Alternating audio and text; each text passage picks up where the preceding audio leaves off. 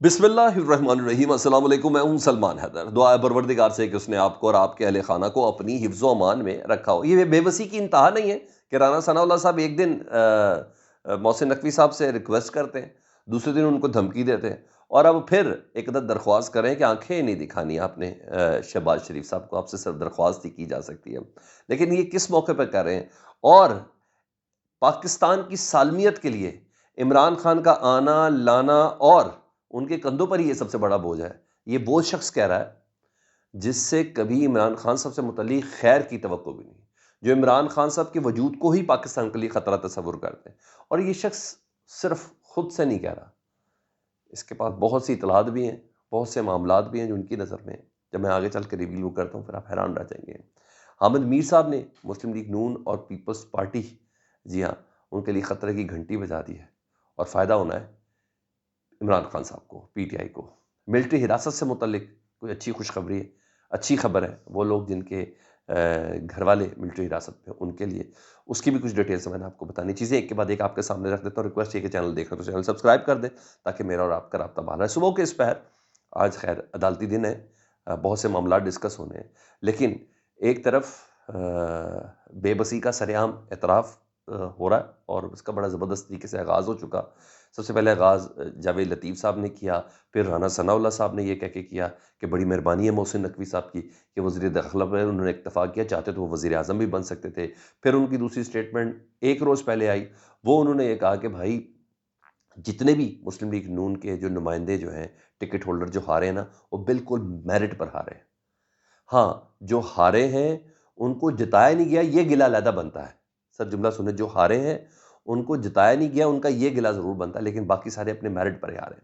अच्छा, ये भी एक चीज़ होगी। उसके बाद रात को उन्होंने 2 इंटरव्यू दिए हैं। एक टीवी को दिया और एक सोशल मीडिया को दिया, और दोनों साहब हमारे दोस्त हैं जी। उन्होंने एक इंटरव्यू में बड़े ही धीमे अंदाज़ में अपनी लाचारी ज़ाहिर की है। राना सनाउल्लाह हकीम राना सनाउल्लाह साहब कह रहे हैं जी, उन्हें ज़ाहिर की है, उन्हें बताया है नून लीग के वोटर को, नून लीग के सपोर्टर को, कहीं न कहीं वो वॉर्न भी कर रहे हैं, ये सब चीज़ें बताते हुए कि जी हाँ, मुल्क को नवाज़ दो का वादा था और लेकिन हमारे साथ हाथ हुआ है।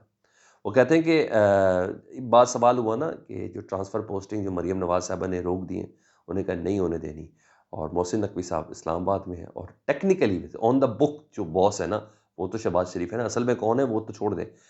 अकॉर्डिंग टू बुक तो शहबाज शरीफ साहब हैं। तो उन्होंने कहा वो राना साहब, मोहसिन नकवी साहब उनको आँखें तो दिखा सकते होंगे।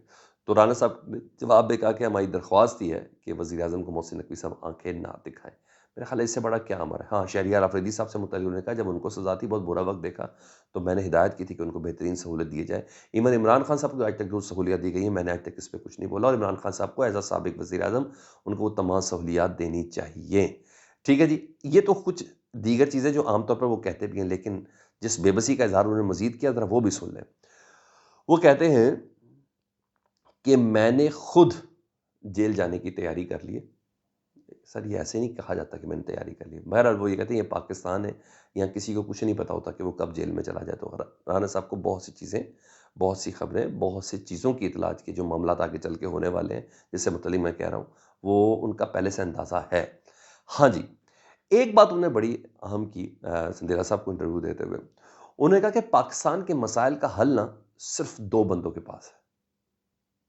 ये राना सनाउल्लाह साहब कह रहे हैं। सिर्फ़ 2, शहबाज शरीफ के पास नहीं है, ज़रदारी साहब के पास नहीं है। उन्होंने कहा सिर्फ़ 2 बंदों के पास है पाकिस्तान के मौजूदा मसाइल का हल। एक है नवाज़ शरीफ साहब के पास, और दूसरा उन्होंने लफ़्ज़ इस्तेमाल किया बदकिस्मती से, दूसरा हल इमरान खान साहब के पास है। यही पाकिस्तान को इस मझधार से निकाल सकते हैं। अब आप देख लें, राना साहब ने कहा, उन्होंने आपने सुन लिया, राना सनाउल्लाह साहब के लहजे में ये लचक, वो भी इमरान खान से मुत्तल्लिक, ये गैर मामूली है। ये ऐसे बात नहीं करते। इन्हें मालूम है कि अंदर खाते क्या चल रहा है। इनको मालूम है कि ऊँट किस करवट जाना चाह रहा है। इनको मालूम है कि इनकी जो हुकूमत है वो कितने अरसे के लिए सामने है। तो बहरहाल बड़ी बात है। और दूसरा उन्होंने कहा कि अ अ, मैं ये चाहता हूँ कि इमरान खान साहब को तमाम सहूलतें दी जाए। और रही बात वो जो पर्चे-वर्चों की वाला मामला, तो आपको वैसे भी पता, राना सनाउल्लाह साहब का बड़ा मशहूर ज़माना जुमला है कि अगर मेरिट पर फैसला हो तो इमरान खान साहब बाइज़्ज़त बरी हो जाते हैं, तमाम केसेस ख़त्म हो जाएंगे। तो उसके बाद क्या बात रह जाती है? अच्छा, 2 रोज़ पहले, बल्कि 1 रोज़ पहले इमरान खान साहब की गुफ्तगू हुई थी जेल में सहाफ़ियों के बाद ना, तो उसका कोई सर्टेन प्रॉपर वे में कोई जवाब नहीं आया था। ना आईएसपीआर की तरफ से आया था, ना हुकूमत की तरफ से कोई जवाब आया था। ऐसी कुछ, हाँ, बल्कि बेपर की उड़ाई गई थी कि जी कोई डील हो रही है, कोई एनआर हो रहा है, क्या हो रहा है, क्या नहीं हो रहा। मगर फिर ना मैंने आपको रिपोर्ट किया था कि कामरान शाहिद साहब अ, अपने ज़राए के एक तर्जुमान की हैसियत से उन्होंने बताया कि फ़ौज कह रही है, एस्टेब्लिशमेंट कह रही है कि हमने किसी किस्म का कोई एनओरे नहीं करना। यानी तमाम केसेस को उनके अंजाम तक पहुँचाना है। वैसे इमरान खान साहब के तो पहुँचने वाले हैं, ख़त्म होने वाले हैं वो तमाम केसेस। लेकिन बहरहाल राना सनाउल्लाह साहब ने वैसे भी, मैंने आपको अभी अब बताया कि उन्होंने कहा कि जज अगर मैयार का हो, अगर जज ने कानून और आइन के मुताबिक फैसला करना हो तो इमरान खान साहब रिहा हो जाएंगे। ऐसे में ना हामिद मीर साहब ने भी कल एक बड़ा इंटरव्यू दिया और शहजाद इकबाल को, बड़ा तगड़ा इंटरव्यू था। उसमें 2-3 बातें उन्होंने बड़ी अहम की। अंदाज़ा हो जाएगा हर एक के समझने की अंडरस्टैंडिंग क्या है। हामिद मीर साहब जो समझे, मुझे लगता है वो हकीकत के ज़्यादा करीब है। ठीक है? इमरान खान की गुफ्तगू को। हामिद मीर के साहब कहते हैं कि इमरान खान साहब ने खुद जल्द रिहाई की कोई उम्मीद नहीं रखी हुई। डील और एनआरओ तो बहुत दूर की बात। इमरान खान, वो कुछ दिनों पहले इमरान खान साहब ने ये भी कहा था कि अभी 5-7 माह अभी मुझे मज़ीद अंदर रहना है। ये अल्फ़ाज़ थे इमरान खान साहब के। उसके बाद ये हुकूमत नहीं रहेगी। ये जुमला था इमरान खान साहब का। उन्होंने कहा इमरान खान साहब ने अभी तक खुद भी ये उम्मीद नहीं रखी कि वो बाहर से निकल आएँगे। हाँ, उन्होंने ये ज़रूर कहा है कि मैं बातचीत से इनकार नहीं करता। मैं बातचीत करूँगा, मगर कुछ शराइत के साथ। हाँ, वो ये कहते हैं हामिद मीर साहब कि इमरान खान ने ये कहा है कि मर जाऊँगा, मैं डील किसी से नहीं करूँगा। तो this is very much clear कि इमरान खान साहब कोई डील करने नहीं लगे या वो कोई डील करने नहीं जा रहे। हामिद मीर साहब की अंडरस्टैंडिंग के मुताबिक इमरान खान साहब ने रवैये में लचक ज़रूर दिखाई है कि मैं बातचीत करने के लिए तैयार हूँ, मगर कुछ शराइत के साथ कि सबसे पहले ये तस्लीम करो कि मेरी हुकूमत गलत गिराई गई थी।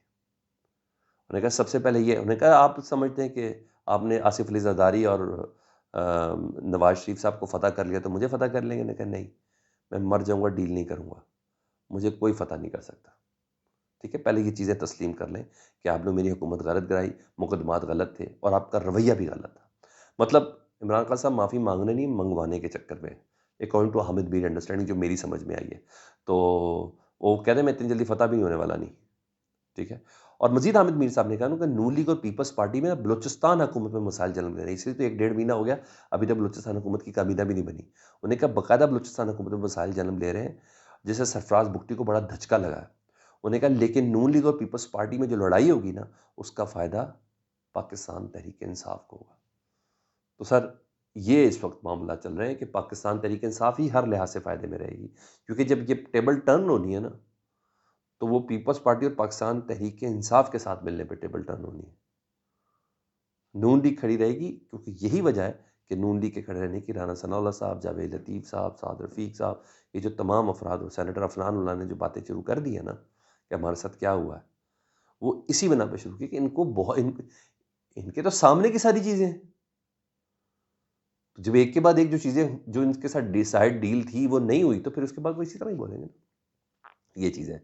दूसरा मैंने कहा था कि मिलिट्री हिरासत से खुशखबरी ये है कि कल मोतीउल्लाह जान साहब ने इंटरव्यू लिया मोहम्मद अदरीस साहब का बड़ा गलियों-शलियों में जाके। अच्छा, ये इंटरव्यू ख़ैर बज़ाते खुद मैं इसको शक के दायरे से बाहर नहीं निकालता।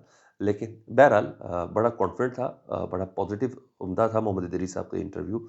उनकी बॉडी लैंग्वेज बड़ी ज़बरदस्त थी और वो कहते हैं कि मैं इसलिए देर से रिहा हूँ, बाइज़्ज़त बरी हूँ क्योंकि सुप्रीम कोर्ट में स्टे था, लेकिन मैं पहले भी हो सकता था। फिर सुप्रीम कोर्ट ने हुक्म दिया था तो इसलिए मुझे रिहा कर दिया गया और उन्होंने कहा हमें खाना-शाना बड़ा ज़बरदस्त मिलता था। इवन जो मेस में अफ़सरान के लिए खाना बनता था, वो ही हमें मिलता था, बल्कि उनसे पहले हमें दिया जाता था। यानी इतना ज़बरदस्त हुस्न सलूक था मिलिट्री की हिरासत में।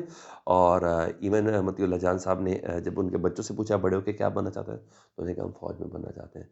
तो सर ये तो कमाल हो गया है। तो इसका मतलब है कि जो इस वक़्त कोलक जेल में मौजूद हैं, जिस वक़्त अडियाला जेल के अंदर मौजूद हैं, जो अंदर कैंट जेल में मौजूद हैं, उन सब के ऊपर ये इमेज गया है कि सर मिलिट्री कोर्ट ज़्यादा बेहतर है। मिलिट्री की हिरासत में रहना ज़्यादा बेहतर है। वहाँ क़याम, ताम, सोने, जागने, फ़िज़िकल एक्टिविटीज़ का वहाँ ज़्यादा मार्जिन है। तो मेरा ख़्याल है ये नारा बुलंद कर दिया जाए, चलो, चलो मिलिट्री की क़ैद में चलो।